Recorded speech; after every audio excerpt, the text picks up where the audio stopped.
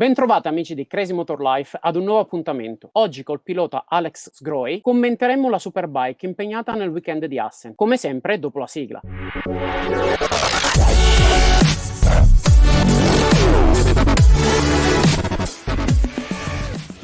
Ciao Alex! Ciao Giacomo, ciao a tutti. Un weekend che regala poche sorprese, come potevamo immaginare Alvaro e la Ducati davanti a tutti. Così la casa di Borgo Panigale si aggiudica la 400esima vittoria nella categoria. Prima di entrare nel vivo della Superbike, facciamo il nostro più grande in bocca al lupo al pilota della BMW, Van de Mark, vittima di un bruttissimo incidente in gara 2 con la frattura del femore. Alex, è sembrato il classico high side, cadute che grazie all'elettronica non siamo più abituati a vedere. Oggi abbiamo visto un bruttissimo incidente di Van der Mark che fortunatamente però hanno poi inquadrato dopo, che alla fine stava bene fortunatamente, però ci siamo presi, cioè io personalmente mi sono preso un bello spavento perché ha fatto un volo micidiale pazzesco. Entriamo nel vivo partendo dalla casa dei tre di Apason con il pilota svizzero Dominik Egerter, che questo weekend conferma la sua crescita nella categoria con il suo miglior risultato, raggiungendo il quarto posto di gara 2. Ti piace come pilota? A me sinceramente mi è sempre piaciuto, anche quando correva in Supersport, perché ha sempre dimostrato in ogni categoria che ha corso, soprattutto l'anno scorso che correva in Supersport, anche nella Moto E, che ha sempre dimostrato di essere un pilota molto competitivo. A me piace tanto come pilota.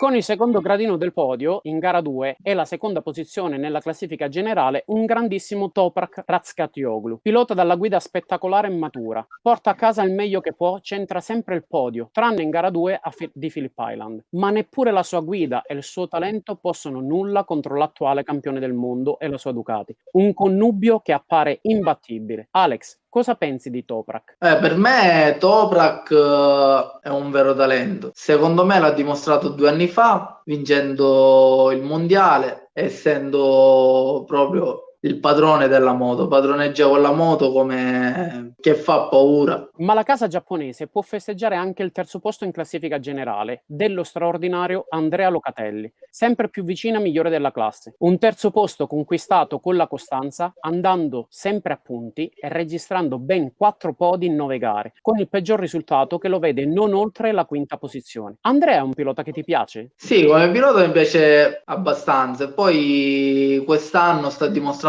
tantissima maturità e soprattutto costanza anche verso gli altri piloti, confrontandosi anche con altri piloti che hanno molta più esperienza a livello Superbike. Cioè, tipo, l'abbiamo visto anche lottare molte volte con Lowe's, Correa stesso. Per me quest'anno sta dimostrando tantissimo e a me piace tanto. La Verdona con il suo 6 volte iridato Jonathan Rea dà la sensazione di un progetto arrivato al capolinea. Il pilota nord-irlandese cerca sempre la vittoria, ma il pacchetto tecnico non è più nelle condizioni di impensierire Alvaro e la sua Ducati. Costretta agli straordinari in questa stagione, raggiunge il podio in sole 3 occasioni, ma la sua voglia di vincere lo porta spesso a superare il limite e la Kawasaki gli presenta un conto salato. Oggi scivola in gara 2 e la prova di questo momento difficile è la conferma che dei 3 magnifici della Superbike, l'unico a non aver conquistato il gradino più alto del podio è proprio Jonathan Rea. Alex, cosa pensi di questa situazione? Non c'è molto da pensare. L'unica cosa che posso pensare è che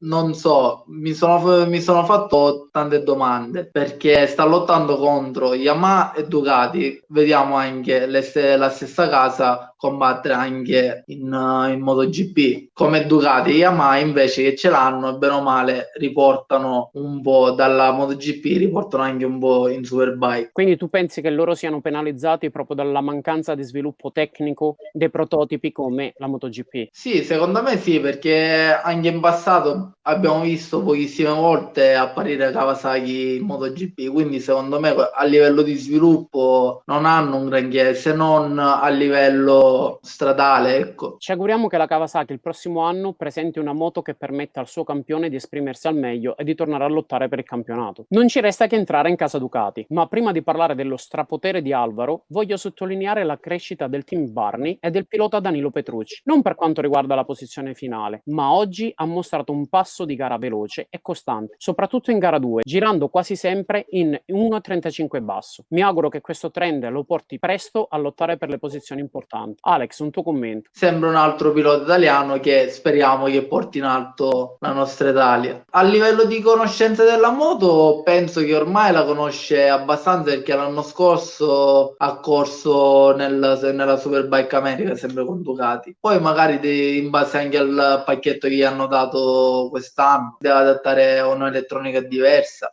In virtù di questo c'è anche da dire che Danilo si deve abituare alla sensibilità di una gomma diversa rispetto a quello che utilizzava nel campionato Superbike americano, dove lì giravano con le Dunlop, mentre qui hanno le Pirelli. Tra la Dunlop e la Pirelli sono due gomme abbastanza differenti, quindi secondo me dobbiamo dargli anche un po' di tempo per adattarsi alle gomme nuove. In sella alla rossa di Borgo Panigale, un altro pilota da evidenziare con un team indipendente Motocorsa Racing è Axel Bassani. Quarto in classifica generale, dimostra che meriterebbe almeno un trattamento ufficiale. Axel taglia sempre la linea del traguardo, nelle posizioni a ridosso del podio. Certo, lui sta dimostrando con tutta la sua forza di meritare qualcosa in più, nella speranza che in Ducati se ne accorgano. Oggi ci hanno regalato, assieme a Locatelli, sorpassi, bagarre. I due italiani aumentano sempre lo spettacolo e l'interesse di noi appassionati. Alex, secondo te, in sella ad una Ducati ufficiale, potrebbe puntare pure a qualcosa in più che il semplice podio? Ma io sono sempre del parere che comunque con i se o con i ma purtroppo la storia non si fa. Però sarei molto curioso di vederlo su una moto ufficiale, perché sta dimostrando che sta facendo abbastanza bene e lottando anche con gli altri piloti ufficiali. Un'opportunità io gliela darei. Ora non ci resta che parlare del leader di classifica, Álvaro Bautista. Tranne la caduta in Indonesia, ha sempre festeggiato il gradino più alto del podio, con 8 vittorie in 9 gare. Quello che impressiona, oltre alla guida spettacolare, l'assoluta padronanza del mezzo, la strategia di sfiancare i suoi avversari con un ritmo insostenibile, e poi quando decide scappa via costringendo tutti gli altri o ad accontentarsi o a incappare nell'errore. Nel weekend di gara stampa una serie di giri veloci nelle ultime tornate, demolendo gli avversari. Álvaro sembra fare veramente un altro mestiere. E anche oggi comunque ho fatto molta attenzione anche agli stili di guida che aveva sia lui, Rea e Toprak quando erano insieme. Si vede che lui usa con la Ducati con